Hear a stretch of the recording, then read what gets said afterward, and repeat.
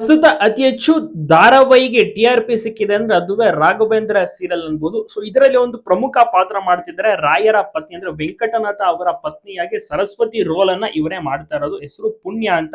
ನೋಡಿ ಹೆಸರಿಗೆ ತಕ್ಕಾಗ ನಿಜವಾಗ್ಲೂ ಕೂಡ ಪುಣ್ಯವಂತೆ. ಈ ಒಂದು ಧಾರಾವಾಹಿ ಮತ್ತೆ ಈ ಒಂದು ರೋಲ್ ಸಿಕ್ಕಿದೆಯಲ್ಲ ಅದು ವೆಂಕಟನಾಥ ಪತ್ನಿಯ ರೋಲ್ ಮಾಡುವುದು ತುಂಬಾನೇ ಕಷ್ಟ. ಅದರಲ್ಲಿ ಪ್ರಮುಖ ಹೈಲೈಟ್ ಇವರೇ ಸರಸ್ವತಿ. ಈಗ ತುಂಬಾ ಚೆನ್ನಾಗಿ ಧಾರಾವಾಹಿ ಬರ್ತಾ ಇದೆ.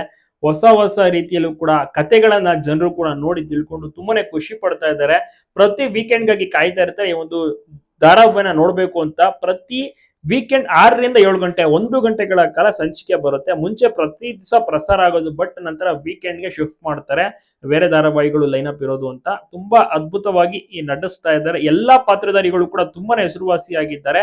ಅದರಲ್ಲಿ ಈಗ ಎಲ್ರಿಗೂ ಕೂಡ ಇಷ್ಟ ಆಗಿರೋದು ಸರಸ್ವತಿ ಪಾತ್ರ. ಮಂತ್ರಾಲಯ ರಾಘವೇಂದ್ರ ಸ್ವಾಮಿಯ ಸನ್ನಿಧಾನಕ್ಕೂ ಕೂಡ ಎಲ್ಲಾ ಟೀಮ್ ಜೊತೆಗೆ ಹೋಗ್ತಾ ಇರ್ತಾರೆ. ಮತ್ತೆ ಈ ಒಂದು ಧಾರಾವಾಹಿನ ನಿರ್ದೇಶನ ಮಾಡಿರುವುದು ನವೀನ್ ಕೃಷ್ಣ ಅವರು. ಸಕ್ಕತ್ತಾಗಿ ಎಲ್ಲಾ ಪಾತ್ರಧಾರಿಗಳು ಕೂಡ ನಟಿಸ್ತಾ ಇದ್ದಾರೆ. ವೆಂಕಟನಾಥ ಪಾತ್ರವನ್ನ ಮಾಡ್ತಾ ಇರುವುದು ಶ್ರೇಯಸ್ ಅಂತ. ಸೊ ನೀವು ಇಲ್ಲಿ ನೋಡ್ತಾ ಇರ್ಬೋದು. ಮತ್ತೆ ವಿಜಯೇಂದ್ರ ತೀರ್ಥರ ಒಂದು ಪಾತ್ರವನ್ನು ಮಾಡ್ತಿರೋದು ಸಂಜಯ್ ಅವರು. ಮತ್ತೆ ಹೀರೋಯಿನ್ ಆಗಿ ಇವರು ಅದ್ಭುತವಾಗಿ ಕೂಡ ಕಾಣಿಸ್ಕೊತಾ ಇದ್ದಾರೆ.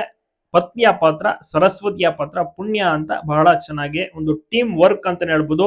ಎಲ್ಲಾ ಟೀಮ್ ಮೆಂಬರ್ಸ್ ತುಂಬಾ ಚೆನ್ನಾಗಿ ನಡೆಸ್ತಾ ಇದ್ದಾರೆ. ಎಲ್ರಿಗೂ ಕೂಡ ಒಂದು ಮೇನ್ ಕ್ರೆಡಿಟ್ಸ್ ಅನ್ನ ಕೊಡ್ಲೇಬೇಕಾಗುತ್ತೆ. ಕಥೆಯು ಕೂಡ ಅಷ್ಟೇ ಚೆನ್ನಾಗಿ ಸೊಗಸಾಗಿ ಬರ್ತಾ ಇದೆ. ಜನರು ಎಂಜಾಯ್ ಮಾಡ್ತಾರೆ. ಮತ್ತೆ ಚಿಕ್ಕವರಿಂದ ಹಿಡಿದು ದೊಡ್ಡವರ ತನಕ ಎಲ್ಲರೂ ಕೂಡ ನೋಡಬಹುದಾಗಿರುವಂತ ಧಾರಾವಾಹಿ. ನಿಮ್ಗೂ ಕೂಡ ಹೀರೋಯಿನ್ ಒಂದು ಸರಸ್ವತಿ ಪಾತ್ರ ಇಷ್ಟನ? ಪುಣ್ಯ ಅಂತ ಇವರ ನಿಜವಾದ ಹೆಸರು.